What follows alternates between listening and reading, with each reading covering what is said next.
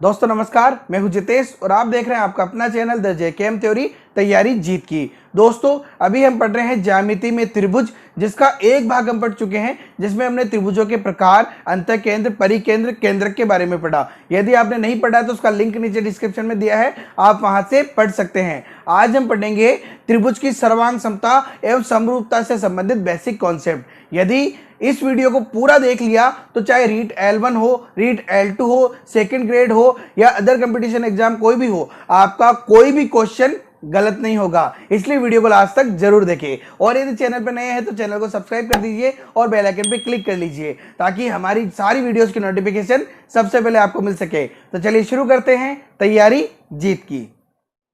दोस्तों अब हम बात करते हैं त्रिभुजों की सर्वांग समता की।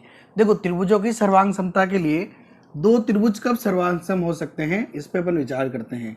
त्रिभुज ए बी सी ले लेते हैं एक त्रिभुज, और एक त्रिभुज लेते हैं अपन पी क्यू आर। ठीक है, दो त्रिभुज कब सर्वांग सम हो सकते हैं? जब दो त्रिभुजों में दोनों त्रिभुजों की संगत भुजाएं जो है वो बराबर हो और दोनों त्रिभुजों के संगत कोण वो भी कैसे हो? बराबर हो। तो दोनों त्रिभुज आपस में कैसे होते हैं? सर्वांग सम होते हैं। जैसे यहाँ पे ए बी भुजा जो है वो पी क्यू के बराबर हो, बी सी भुजा जो है वो क्यू आर के बराबर हो, और ए सी भुजा जो है वो पी आर के बराबर हो। ए सी बराबर पी आर। ठीक है, यानी कि संगत भुजाएं बराबर हो गई। इसके अलावा संगत कोण भी बराबर होते हैं, यानी कोण ए बराबर कोण पी के, कोण बी बराबर कोण क्यू के, और कोण सी बराबर कोण आर के। यानी अगर दो त्रिभुज सर्वांग सम है तो हम कह सकते हैं कि इनकी संगत भुजाएं आपस में बराबर होगी और संगत कोण भी आपस में बराबर होंगे। इसके अलावा अगर ऐसा दे रखा हो कि दो त्रिभुजों की संगत भुजाएं बराबर हो, संगत कोण बराबर हो, तो दोनों त्रिभुज कैसे होते हैं? सर्वांग सम त्रिभुज होते हैं। तो इनको कैसे लिखेंगे अपन? त्रिभुज ए बी सी सर्वांग सम है, ये सर्वांग समता का चिन्ह है, सर्वांग सम है त्रिभुज पी क्यू आर के। ये दो त्रिभुज सर्वांग सम हो जाएंगे जहां पे संगत भुजाएं और संगत कोण आपस में बराबर होते हैं। अगर दो त्रिभुज सर्वांग सम है तो इनके क्षेत्रफल, दोनों के जो क्षेत्रफल है वो भी आपस में कैसे होंगे? बराबर होंगे। दो सर्वांग सम त्रिभुजों के क्षेत्रफल कैसे होते हैं? आपस में बराबर होते हैं। संगत भुजाएं बराबर होती है, इसके अलावा संगत कोण भी कैसे होते हैं? बराबर होते हैं। अब हम बात करते हैं इनके नियम की, सर्वांग समता के नियम की, कसौटियों की बात करते हैं अपन। नियम देखो, पहला नियम अपन देखें तो एस नियम, ट्रिपल एस नियम, भुजा नियम, साइड नियम। कहने का मतलब यह है कि जब दो त्रिभुजों में संगत भुजाएं, जो तीनों संगत भुजाएं हैं वो आपस में बराबर दे रखी है, जैसे इन दोनों त्रिभुजों में ये संगत भुजाएं बराबर दे रखी है, कोणों पे कोई बात नहीं हुई है, तो भी ये दोनों त्रिभुज कैसे होंगे? सर्वांग सम त्रिभुज होंगे। कौन से नियम से? भुजा नियम से। सीधी सीधी बात है, जब तीनों भुजाएं बराबर है तो बराबर भुजाओं के सम्मुख कोण कैसे होते हैं? बराबर होते हैं, तो कोण अपने आप बराबर हो जाएंगे। तो यहाँ पे दोनों त्रिभुज कैसे हो जाएंगे? सर्वांग सम हो जाएंगे। रूल क्या उसका? भुजा नियम। दूसरा जो नियम है वो है ए नियम। ए यानी एंगल साइड एंगल, कोण भुजा कोण नियम। कोण भुजा कोण नियम कैसे? दो कोण और उनके मध्य की भुजा बराबर हो। जैसे यहाँ पे कोण ए कोण पी के बराबर दे रखा हो। क्या दे रखा है? कोण ए कोण पी के बराबर। इसके अलावा कोण बी कोण क्यू के बराबर दे रखा हो, कोण बी बराबर कोण क्यू। और इन दोनों कोण के मध्य वाली भुजा यानी कि ए बी और पी क्यू, कौन कौन सी? ए बी बराबर दे रखी हो पी क्यू की, यानी दो कोण और उनके मध्य की भुजा बराबर दे रखी हो तो भी ये दोनों त्रिभुज आपस में कैसे हो जाएंगे? सर्वांग सम हो जाएंगे। कौन सा रूल हो जाएगा?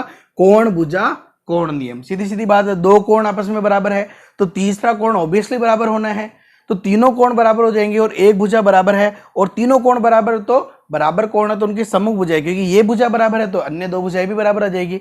तो कोण भुजा कोण नियम के आधार पर दोनों त्रिभुज कैसे हो जाएंगे? सर्वांग सम हो जाएंगे। तीसरा जो इसका रूल है वो है कोण कोण भुजा नियम। कोण कोण भुजा नियम का मतलब क्या हो गया? दो कोण उनके जस्ट नेक्स्ट वाली भुजा आपस में बराबर हो। दो कोण जैसे यहाँ पे अपने को कह दिया जाए कि कोण ए कोण पी के बराबर है, कोण बी कोण क्यू के बराबर है, और उनके जस्ट नेक्स्ट यानी कोण बीसी भुजा जो है वो क्यू आर के बराबर है, तो दोनों त्रिभुज कैसे हो जाएंगे? सर्वांग सम हो जाएंगे। क्यों? देखो, जब ए पी के बराबर है, बी क्यू के बराबर है, त्रिभुज में जब दो कोण आपस में बराबर हो गए तो तीसरा ऑब्वियसली बात है कि बराबर हो गई होगा, यानी कोण सी और कोण आपस में बराबर हो जाएंगे, कोण सी और कोण आर आपस में बराबर हो जाएंगे। तो देखो बराबर कोण हो गए और इनके मध्य की भुजा हो गई है, तो यहाँ पे कौन सा रूल? एएस नियम में वापस कौन सा रूल फॉलो हो गया? एएसए नियम फॉलो हो गया। तो कोण कोण भुजा नियम के आधार पे दोनों त्रिभुज कैसे हो जाएंगे? सर्वांग सम हो जाएंगे। नेक्स्ट रूल देखते हैं अपन। चौथा जो नियम है वो है एसएएस नियम, भुजा भुजा भुजा कोण भुजा नियम। कौन सा रूल है? एसएएस नियम, यानी दो भुजाएं, दो संगत भुजाएं और उनके मध्य का कोण बराबर है तो दोनों त्रिभुज कैसे हो जाएंगे? सर्वांग सम हो जाएंगे। जैसे यहाँ पे ये बोल दे कि भुजा ए बी भुजा पी क्यू के बराबर है, ए बी जो है वो बराबर है पी क्यू के, और बोल दे कि बीसी बराबर क्यू आर है, बीसी बराबर है क्यू आर के, दो संगत भुजाएं बराबर दे दी, और इनके मध्य का कोण यानी कोण बी बराबर कोण आर दे दे, कोण बी बराबर कोण क्यू सॉरी ये बराबर दे दे, तो भुजा कोण भुजा नियम, देखो भुजा कोण भुजा नियम के आधार पे दोनों त्रिभुज कैसे हो जाएंगे? सर्वांग सम हो जाएंगे। पांचवा जो नियम है सर्वांग समता का वो लागू होता है किन में? समकोण त्रिभुज में। किसमें लागू होगा? समकोण त्रिभुज में। कौन सा नियम है? RHS नियम, राइट एंगल हाइपोटेनस साइड समकोण कर्ण भुजा नियम। अब अच्छा, समकोण कर्ण भुजा नियम क्या कहता है? समकोण कर्ण भुजा नियम कहता है कि दो त्रिभुज है जो कि समकोण है, समकोण त्रिभुज है दो, जैसे एक हो गया ए बी सी, एक हो गया पी क्यू आर, जिसमें ये कोण बी और यहाँ पे कोण क्यू है, क्या है? समकोण है। तो यहाँ पे ये रूल कहता है समकोण कर्ण भुजा में कि एक कोण तो होना चाहिए समकोण, जो कि दोनों में हो गए बी और क्यू। इसके अलावा हाइपोटेनस यानी कर्ण जो है वो बराबर होना चाहिए, यानी ए सी और पी आर क्या हो गए? बराबर हो गए, और दोनों में से कोई सी भी एक भुजा, चाहे आधार हो या लंब हो, साइड का मतलब भुजा, तो समकोण और कर्ण तो बराबर हो गए, उसके अलावा दोनों में से कोई सी भी एक भुजा अगर आपस में बराबर है, चाहे बीसी बराबर हो क्यू आर के, चाहे ए बी बराबर हो पी क्यू के, तो वो नियम कौन सा हो जाएगा? समकोण कर्ण भुजा नियम हो जाएगा, और उसके आधार पे दोनों त्रिभुज कैसे हो जाएंगे? सर्वांग सम त्रिभुज हो जाएंगे। तो ये सर्वांग समता की 5 कसौटियां हैं जो भी हमें ध्यान रखनी है। एक ट्रिपल एस यानी भुजा भुजा भुजा नियम, इसके अलावा कोण भुजा कोण नियम, इसके अलावा कोण कोण भुजा नियम, भुजा कोण भुजा नियम, और RHS यानी कि समकोण कर्ण भुजा नियम। ये पांचों नियम अपने को ध्यान में रखने हैं, पूछे जा सकते हैं एग्जाम में या इन पे डिपेंडेंट क्वेश्चन आ सकते हैं। अब हम बात करेंगे त्रिभुजों की समरूपता की। दोस्तों समरूपता को समझते हैं अपन। दो त्रिभुज कब समरूप हो सकते हैं? मान लो जैसे एक त्रिभुज है वो अपने को दे दिया है ए बी सी, और दूसरा त्रिभुज दे रखा है अपने को डी ई एफ, दो त्रिभुज अपने को दे रखे हैं। समरूपता की कंडीशन क्या होती है? समरूपता का मतलब जिनका रूप एक जैसा हो, आकार चाहे किसी का बड़ा हो सकता है, जैसे ताजमहल है बहुत बड़ा, उसी का ही छोटा रूप, उसकी समरूप आकृति हो सकती है यदि उनकी जो भुजाएं हैं वो समान अनुपात में हो। जैसे अपन कह दे कि कोई स्टेडियम है बहुत बड़ा है जो कि वृत्ताकार आकार में है, उसी का ही अपन ने एक छोटा सा स्टेडियम बना लिया वृत्ताकार आकार में, एक प्रकार से मॉडल हम जिसे कह सकते हैं, वो समरूप आकृति हो सकती है। जैसे मैं यहाँ पे कह दूं कि ये एक इतना बड़ा आयत है, ठीक है, तो एक ये इतना सा एक और आयत हो सकता है जो किसके समरूप हो सकता है, यानी आकार समान होना चाहिए, उनकी माप समान होना जरूरी नहीं है, लेकिन माप जो है वो समान अनुपात में होती है। तो यहाँ पे समरूपता को समझते हैं। समरूपता क्या होती है? दो त्रिभुजों की समरूपता, दो त्रिभुजों की समरूपता होती है, दो कंडीशन यहाँ पे अप्लाई होनी चाहिए। पहली जो है वो तो है कि संगत जो कोण है, संगत कोण वो कैसे होने चाहिए? बराबर होने चाहिए। सर्वांग समता में भी सारे कोण बराबर होते हैं संगत कोण, और समरूपता में भी संगत कोण कैसे होने चाहिए? बराबर होने चाहिए। सर्वांग समता में क्या था कि संगत भुजाएं बराबर होनी चाहिए, यहाँ पे क्या है? संगत भुजाएं समान अनुपात में होनी चाहिए। दूसरा जो नियम है वो क्या है कि संगत भुजाएं जो है, संगत भुजाएं वो किस अनुपात में होनी चाहिए? समान अनुपात में होनी चाहिए। जैसे अगर त्रिभुज ABC और त्रिभुज DEF में देखें तो यहाँ पे अगर अपने को दे रखा है कि कोण A बराबर कोण D है, कोण B बराबर कोण E है और कोण C बराबर कोण F है। इसके अलावा संगत भुजा है जैसे कि AB का DE से अनुपात, BC का EF से अनुपात और AC का DF से अनुपात अगर बराबर है तो ये दोनों त्रिभुज आपस में कैसे हो जाएंगे? समरूप हो जाएंगे। और ये समरूपता का चिन्ह है जिसे हम प्रतीक है जो प्रदर्शित करते हैं। देखो क्या हो गई समरूपता, दो त्रिभुज आपस में समरूप होते हैं, एक तो संगत कोण बराबर हो और संगत भुजाओं का जो अनुपात है वो क्या होना चाहिए? आपस में बराबर होना चाहिए। दोस्तों अब हम देखते हैं समरूपता की कसौटियां, समरूपता के नियम। देखो दो त्रिभुज ABC और DEF कब कब समरूप हो सकते हैं? तो इसका पहला नियम हो जाएगा AAA नियम, AAA नियम, यानी कि अगर दो त्रिभुज जो है उनके तीनों संगत कोण अगर आपस में बराबर है तो वो दोनों त्रिभुज कैसे हो जाएंगे? समरूप हो जाएंगे। जैसे यहाँ पे कह दे कि कोण A बराबर कोण D है, कोण B बराबर कोण E है और कोण C बराबर कोण F है, ये हमें दे रखा हो। यानी त्रिभुज जो है, दोनों त्रिभुज है, उनके तीनों संगत कोण अगर आपस में बराबर दे रखे हो तो दोनों त्रिभुज आपस में कैसे हो जाएंगे? समरूप त्रिभुज हो जाएंगे। कौन सा नियम है ये? कोण कोण कोण नियम है समरूपता का। अच्छा, इसी को अपन यहाँ पे AA नियम भी कह सकते हैं। अब AA नियम कैसे?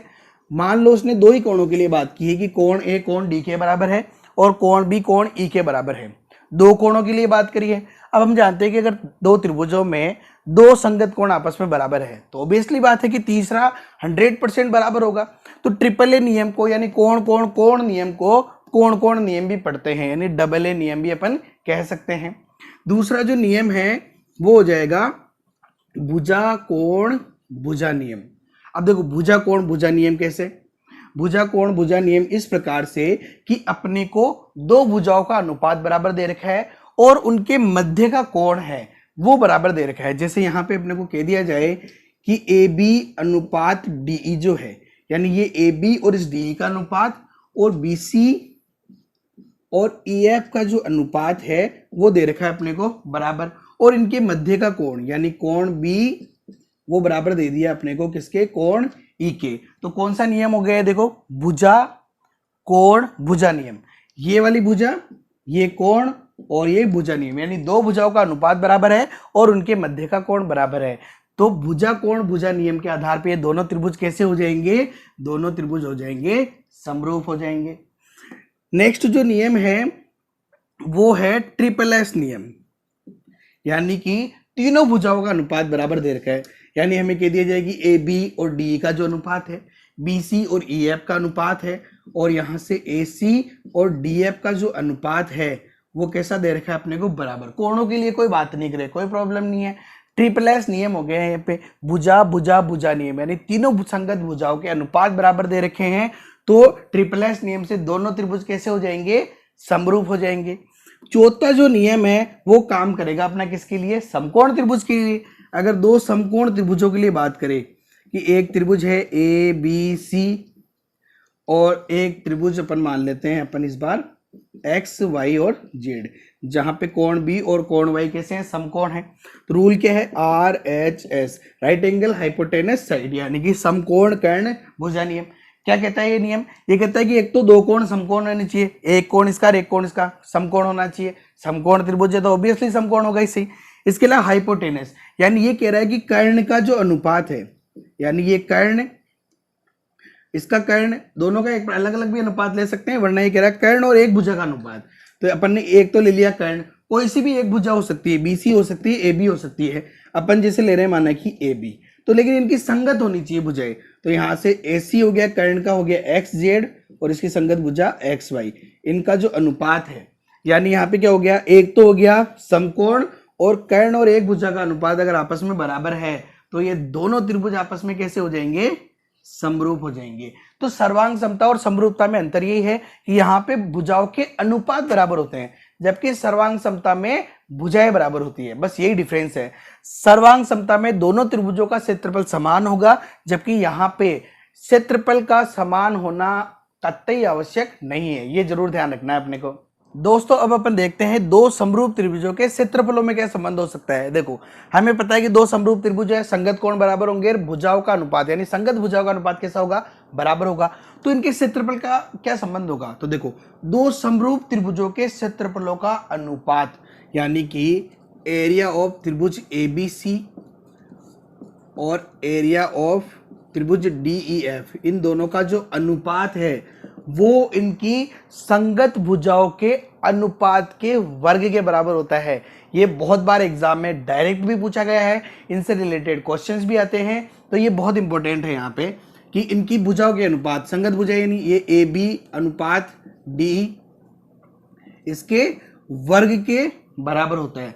दो समरूप त्रिभुजों के क्षेत्रफलों का अनुपात उनकी संगत भुजाओं के अनुपात के वर्ग के बराबर हो सकता है, चाहे ये हो चाहे दूसरी वाली भुजा हो सकती है, यानी BC जो है उसका EF के साथ जो अनुपात है उसका वर्ग हो सकता है।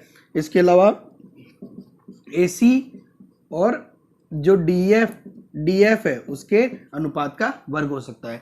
यानी दो समरूप त्रिभुजों के क्षेत्रफलों का अनुपात इनकी संगत भुजाओं के अनुपात के वर्ग के बराबर होता है, डायरेक्ट भी पूछा जाता है बहुत बार। इसके अलावा देखो यहाँ से A से अपन BC पे एक माध्यिका डाल लेते हैं AD, वैसे D से यहाँ पे A अपन इसको कर देते हैं AP कर देते हैं और AD से डाल देते हैं Q DQ, ठीक है। तो यहाँ पे समरूप त्रिभुजों के क्षेत्रफलों में एक और संबंध होता है, एरिया ऑफ त्रिभुज ABC अपॉन एरिया ऑफ त्रिभुज DEF, यानी दो समरूप त्रिभुजों के क्षेत्रफलों का जो अनुपात है इनकी माध्यिकाओं के अनुपात के वर्ग के बराबर होता है। यानी माध्यिका क्या हो गई AP और वो क्या हो गया DQ, दोनों माध्यिकाओं का यानी अनुपात ले लिया अपन ने, इसके वर्ग के बराबर होता है। तो ये कंडीशंस अपने को ध्यान में रखनी है, जैसे अपन क्वेश्चंस पढ़ेंगे या एग्जाम में क्वेश्चन आएंगे कंडीशन अप्लाई करी क्वेश्चन खत्म। बहुत ही शानदार ये तरीका है, अपने को ध्यान में जरूर रखना है, बहुत सारे लोग पढ़ते नहीं है इनको, ये जरूर ध्यान रखना है। दोस्तों समरूपता एवं सर्वांग समता में त्रिभुजों के क्रम का बहुत प्रभाव पड़ता है। जैसे अपन ये क्वेश्चन देखते हैं, त्रिभुज ABC व त्रिभुज PQR में निम्न में से कौन सा कथन सत्य है। स्टूडेंट क्या करते हैं, देखो 99% स्टूडेंट बाहर को कैसे होते हैं एग्जाम में, अपनी लाइफ के साथ खिलवाड़ कैसे करते हैं। देखो वो क्या करते हैं, यार पढ़ा हुआ उसने सब कुछ है कि कोण बराबर है, भुजाओं का अनुपात 5 और 2.5 का अनुपात 2:1 और 6 और 3 का अनुपात भी 2:1, और यार कोण बराबर है, भुजाओं का अनुपात भी बराबर है, दोनों त्रिभुज कैसे हो गए, समरूप हो गए। त्रिभुज क्या है, ABC और PQR, पहला ऑप्शन करेंगे और बाहर चले जाएंगे। ऐसा क्यों करना है, क्वेश्चन का एनालिसिस करना बहुत इंपॉर्टेंट, अपन बार बार यही बात करते हैं। देखो समझो इस चीज को, बहुत इंपॉर्टेंट, संगत भुजाओं का अनुपात बराबर होता है, ठीक है। तो त्रिभुज को भी अपन उसी प्रकार से क्रम में लिखना पड़ेगा। अब देखो यहाँ पे LHS में तो हर बार त्रिभुज ABC लिया गया है, ठीक है, केवल एक बार BCA लिया गया है, तो अपन इसको क्रम को समझेंगे। देखो यहाँ पे क्रम को लिखने के लिए इस प्रकार के क्वेश्चन बार बार आते हैं, कैसे करना है इस चीज को समझ लो, चाहे सर्वांग समता हो या समरूपता हो।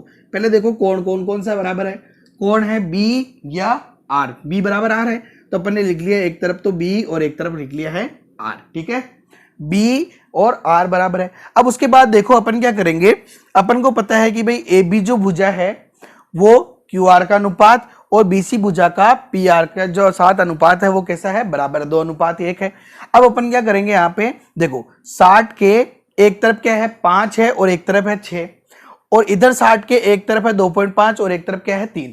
तो देखो 5 का किसके साथ लेना अनुपात, 2.5 के साथ लेना है, तो अपन क्या करेंगे, देखो 60 का 5 के साथ अनुपात, तो देखो अपन को यहाँ पे क्या दे रखा है, ABC दे रखा है, तो पहले ABC चेक करेंगे अपन, तो एक तरफ तो ABC लिख लो, ऐसे कैसे, त्रिभुज ABC समरूप, R तो बीच में रहेगा ही रहेगा क्योंकि B और R का संबंध है यहाँ पे। अब देखो यहाँ पे 60 के यानी B के पहले किसकी वाली भुजा ली है अपन ने, 5 की तरफ जो है यानी A, तो यहाँ पे 60 के 5 का किसके साथ अनुपात है, 2.5 के साथ, यानी कोण R का 2.5 की तरफ, यानी क्या लेना है अपने को, Q लेना है, तो यहाँ पे आ जाएगा Q, ये R बचा क्या P। तो त्रिभुज ABC का जो समरूपता का अनुपात है वो किसके साथ है, त्रिभुज QRP के साथ। तो त्रिभुज ABC का देखो QRP, ये रहा सेकंड ऑप्शन, तो इसका आंसर कौन सा होगा, सेकंड ऑप्शन। तो क्रम का बहुत प्रभाव पड़ता है, कैसे देखना है, इस प्रकार से देखना है। दोस्तों अब हम बात करते हैं 10th क्लास तक सबसे ज्यादा प्रचलित प्रमेय की समरूपता के लिए, आधारभूत समानुपातिकता प्रमेय, जिसे हम थेल्स प्रमेय के नाम से भी जानते हैं। डायरेक्ट क्वेश्चन आ सकता है, सत्य है सत्य में भी आ सकता है, इसके अलावा डायरेक्ट इसके बेस पे क्वेश्चन पूछ सकते हैं। समझते हैं प्रमेय क्या है। प्रमेय है किसी त्रिभुज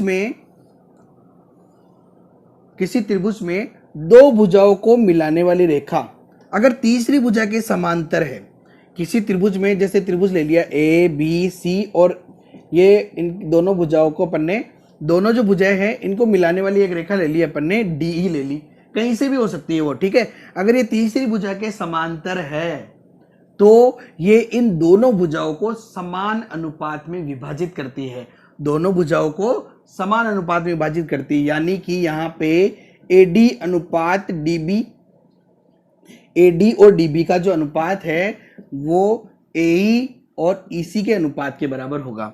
एडी अनुपात डीबी बराबर होगा एई अनुपात ईसी के, ठीक है। ये बहुत इंपॉर्टेंट प्रमेय है जो कि है आधारभूत समानुपातिकता प्रमेय या थेल्स प्रमेय। अब देखो इसके आधार पे क्वेश्चन कैसे आ सकता है। एग्जाम में कह दिया जाए कि यहाँ पे जो एडी है इसकी लंबाई है 5, ठीक है, और डीबी है इसकी लंबाई है 3, और यहाँ पे ये कह रहा है कि जो एई है उसकी लंबाई है 10, ठीक है, कुछ भी ले रहे हैं अपन, यहाँ पे ले सकते हैं आधार, और यहाँ पे ईसी की लंबाई अपने से पूछ लिया, ठीक है। तो यहाँ पे देखो उसने कहा है कि त्रिभुज एबीसी में जो डी भुजा है वो बीसी के समांतर है, तो इसी की लंबाई निकालो। तो हमें पता है कि जब यहाँ पे दो भुजाओं को मिलाने वाली रेखा अगर तीसरी भुजा के समांतर है तो ये दोनों भुजाओं को समान अनुपात में विभाजित करेगी, यानी इन दोनों का अनुपात यानी 5/3 जो है वो किसके बराबर होगा, 10/, ईसी के। तो यहाँ से ईसी की लंबाई आ जाएगी, ईसी बराबर, तो ईसी को ले लेंगे अपन, ईसी बराबर 3 इधर आ जाएगा, 10 × 3 और 5 आ जाएगा बटा 5, 5 से कटा 10 2 बार, तो 2 तिया 6, तो यहाँ पे ईसी की लंबाई क्या आ जाएगी, 6 आ जाएगी। तो इस प्रकार से अपन इसको निकाल सकते हैं। दोस्तों अब अपन देखते हैं मध्य बिंदु प्रमेय क्या होती है। ये भी बहुत बार पूछे जाते हैं और एग्जाम में काम में भी आती है। मध्य बिंदु प्रमेय क्या है, किसी त्रिभुज की, देखो थेल्स प्रमेय का ही एक रूप है मध्य बिंदु प्रमेय। वहां पे क्या था, कहीं से भी रेखा खींच दी थी, ठीक है। यहाँ पे ऐसा नहीं, यहाँ पे कह रहा है किसी त्रिभुज की दो भुजाओं के मध्य बिंदु लेने अपने को। वहां पे तो क्या कहीं पे भी खींच रहे थे, यहाँ पे लेने मध्य बिंदु। जैसे अपन ने ले लिया यहाँ पे डी और ई जो है वो ए बी और ए सी का मध्य बिंदु है। किसी त्रिभुज की दो भुजाओं के मध्य बिंदुओं को मिलाने वाली रेखा जो है वो हमेशा तीसरी भुजा के क्या होगी, समांतर होगी। तीसरी भुजा की क्या होगी, समांतर होगी। और जैसे यहाँ पे क्या हो गया कि डी जो है वो समांतर है बीसी के, क्योंकि ये ए बी का मध्य बिंदु है डी और ए सी का मध्य बिंदु है ए। तो दो भुजाओं के मध्य बिंदु को मिलाने वाली रेखा तीसरी भुजा के समांतर होती है तथा इसकी आधी होती है। यह क्या बोलती है, मध्य बिंदु प्रमेय बोलती है कि जो डी है उसकी लंबाई क्या होगी, आधी होगी किसके, बीसी की लंबाई के। डी की जो लंबाई है वो क्या होगी, बीसी के लंबाई के आधी होगी। ये है मध्य बिंदु प्रमेय। इसे इस प्रकार से भी पढ़ा जा सकता है कि किसी त्रिभुज के एक भुजा के मध्य बिंदु से, जैसे अगर ये ए बी सी है, एक भुजा का मध्य बिंदु ले लिया अपन ने डी, किसी त्रिभुज के एक भुजा के मध्य बिंदु से दूसरी भुजा के समांतर खींची गई रेखा, यानी ये इसके समांतर है, वो तीसरी भुजा को समद्विभाजित करती है, यानी इसके मध्य बिंदु पे मिलेगी। बात तो एक ही हो गई। तो मध्य बिंदु प्रमेय को इस प्रकार से हम दो प्रकार से पढ़ सकते हैं, ठीक है। एग्जाम में बहुत बार आ जाए कि किसी त्रिभुज में दो भुजाओं के मध्य बिंदुओं को मिलाने वाली जो रेखा है ये डी है, और अपने को कह दिया जाए कि बीसी की लंबाई क्या है, 6 है, तो डी की लंबाई कितनी होगी, पता है भाई, मध्य बिंदु को मिला दिया है तो इस रेखा के समांतर होगी तथा आधी होगी, यानी डी की लंबाई कितनी आ जाएगी, 3 आ जाएगी। तो किसी भी प्रकार से क्वेश्चन पूछा जाए अपने को ये प्रमेय याद होनी चाहिए। दोस्तों अब अपन त्रिभुज के कुछ फैक्ट पढ़ते हैं जिन पे एग्जाम में डायरेक्ट क्वेश्चन आते हैं।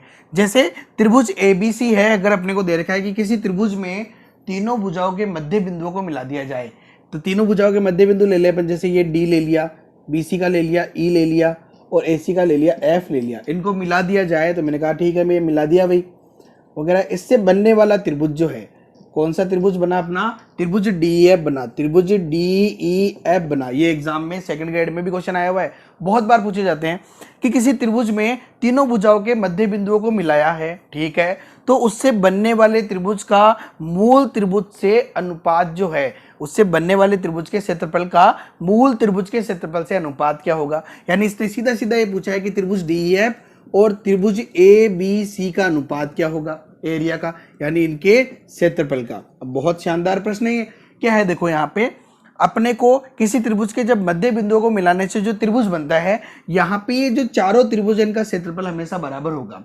यानी अगर इसका क्षेत्रफल 1 है तो इसका भी 1 है, इसका भी 1 है, इसका भी 1 होगा। अब यहाँ पे देखो, अगर इसके आधार पे देखिए तो त्रिभुज डीएफ का क्षेत्रफल कितना आ रहा है, 1 आ रहा है, और एबीसी का कितना हो गया, एक एक कितने भाग है यहाँ पे, 1 2 3 4 भाग है, यानी इसका अनुपात क्या हो जाएगा, 1:4। ये प्रमेय है कि किसी भी त्रिभुज के मध्य बिंदुओं को मिलाने से बनने वाले त्रिभुज का क्षेत्रफल मूल त्रिभुज के क्षेत्रफल का 1/4 होता है। यानी त्रिभुज जो डीईएफ है इसका क्षेत्रफल, यानी एरिया ऑफ त्रिभुज डीईएफ जो है ये 1/4 होगा किसके, एरिया ऑफ त्रिभुज एबीसी के। यानी त्रिभुज डीएफ का क्षेत्रफल 1/4 होगा त्रिभुज एबीसी के क्षेत्रफल का। दोस्तों इसके एक और इंपॉर्टेंट फैक्ट पे बात करते हैं अपन कि किसी त्रिभुज एबीसी में किसी शीर्ष पर उसकी सम्मुख भुजा के समांतर रेखा खींची जाए। सभी शीर्ष जो है उस पे सम्मुख भुजा के समांतर रेखा खींच दी। जैसे एक खींच दी अपन ने ये, एक रेखा खींच दी अपन ने ये, और एक रेखा खींच दी अपन ने ये। तो देखो शीर्ष ए पे बीसी के समांतर, शीर्ष बी पे एसी के समांतर, और शीर्ष सी पे एबी के समांतर रेखा खींच दी। तो इससे बनने वाला जो त्रिभुज है पी क्यू आर नाम दे दिया अपन ने। तो इनमें क्या संबंध होता है, देखो किसी त्रिभुज के शीर्ष पर उसकी सम्मुख भुजा के समांतर अगर रेखा खींची जाए तो उससे बनने वाला त्रिभुज, त्रिभुज पी क्यू आर, इसका जो परिमाप है, परिमाप किसका, त्रिभुज पी क्यू आर का, ये जो मूल त्रिभुज है यानी त्रिभुज ए बी सी के परिमाप का 2 गुना होगा। क्या होगा, 2 गुना होगा। ये बहुत इंपॉर्टेंट फैक्ट है, डायरेक्ट याद रखना है अपने को कि किसी त्रिभुज के शीर्षों पे उसके सम्मुख भुजा के समांतर रेखा खींची जाए और उनसे बनने वाला जो त्रिभुज का परिमाप है वह मूल त्रिभुज का 2 गुना होता है। ये बहुत इंपॉर्टेंट है। दोस्तों अपन ने पढ़ा है त्रिभुज का बेसिक कॉन्सेप्ट। अगले भाग में हम पढ़ेंगे त्रिभुज के इंपॉर्टेंट क्वेश्चंस और एग्जाम में आए हुए क्वेश्चंस। यदि वीडियो पसंद आए तो लाइक करें और अधिक से अधिक अपने दोस्तों के साथ शेयर जरूर करें, और यदि चैनल पर नए हैं तो चैनल को सब्सक्राइब कर लीजिए और बेल आइकन पर क्लिक कर लीजिए, क्योंकि हम आपकी सफलता के लिए जितनी भी मेहनत करके ये वीडियोस बना रहे हैं उनकी नोटिफिकेशन आपको मिल सके। Okay, have a nice day, thank you so much, जय हिंद, जय भारत।